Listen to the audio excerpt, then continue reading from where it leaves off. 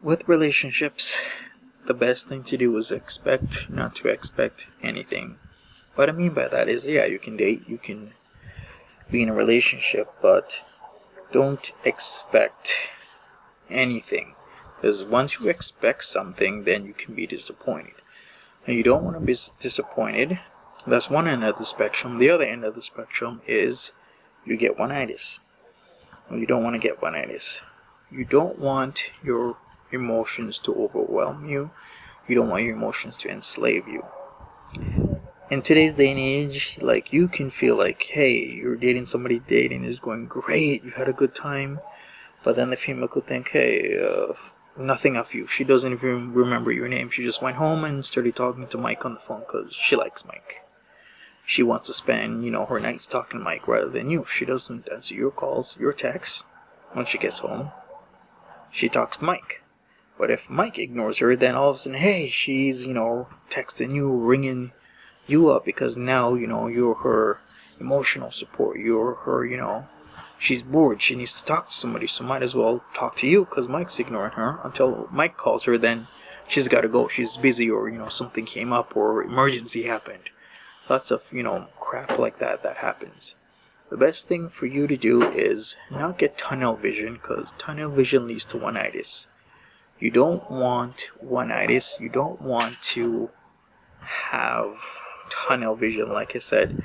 And you don't want to deal with expectations, because when you date with expectations, a relationship could be imaginary. What I mean by that is not like physically imaginary or mental imaginary or anything like that. I meant like you're on, one different plane or area, and then the person you're dating is thinking something different or something else, where you think, hey, the relationship's great, you guys are talking, this is amazing, most amazing woman ever, we're doing great, this is beautiful, this is going to blossom into something, we're going to have a family, a house, the kids together, we're going to, raise beautiful children, we're going to be happily ever after, and she doesn't give you a second thought.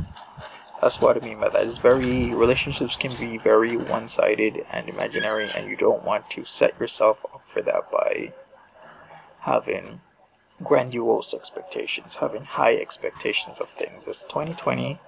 You got to date without expectations, but that doesn't mean you don't put your best and you're all into it. Of course you got to put your best and all into it. You should. It's kind of like when you start business. You should put your best and all into it, even though 90% of businesses fail. Yeah, you're up against that, but you still put your full effort into it, so you know that you give it your best shot, your best try, and if it fails, it fails.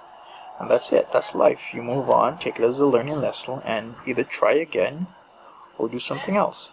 That's just life.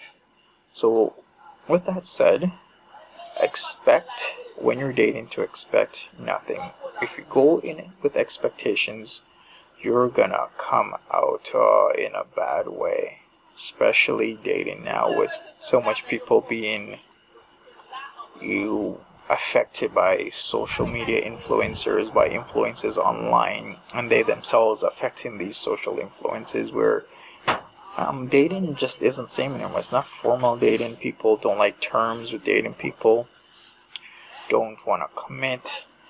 People, aren't, being very credible or real with you. What I mean by that is, an example would be, there's many times where if I'm going on a date with someone and the female tells me, hey, let's go to this restaurant. Well, I say, okay, then if we're going, you're going to pay, or I'll choose the restaurant.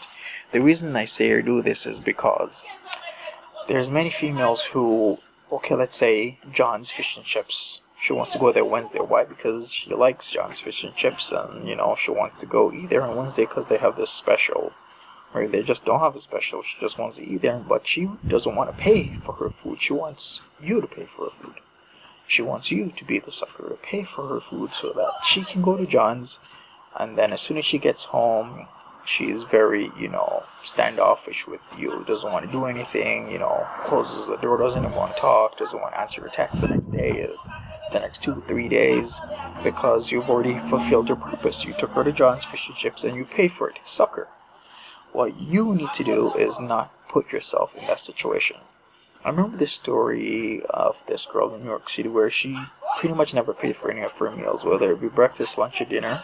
she would just schedule men for dates around mealtime where they'd go out, she'd eat for free, and the guys would pay for it. And this works. This works in any major metropolis, whether it be New York City, LA, San Francisco, I don't know, Houston, Texas, Miami, Florida, Chicago. It works because there's so much guys on dating apps online looking to date good-looking women that they are willing to take these women out, and these women will take advantage of that, where they'll schedule their dates around their meals so that they eat for free, and while they cackle and laugh in your face, oh, what a bunch of suckers.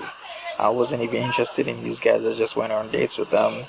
And, I paid by hearing all their dribble, all their talk, blah, blah, blah, while I was enjoying a really good meal, and then I forgot about them, unblocked them, and never talk to them ever again. Stuff like that. You don't want to be a sucker. You do not want to be a sucker like that. So this is why I say expect nothing when dating.